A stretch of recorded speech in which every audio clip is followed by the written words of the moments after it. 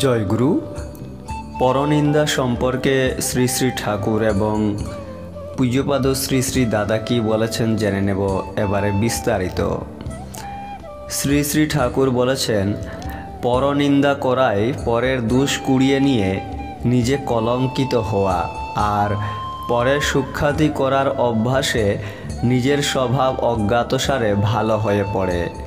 যদি সুন্দর হতে ইচ্ছা থাকে তবে বিশ্রীতেও সুন্দর দেখো। পরম পূজ্যপাদ শ্রী শ্রী দাদা বলেছেন, যত অসুবিধাই হোক কখনো কারো নিন্দা করবেন না।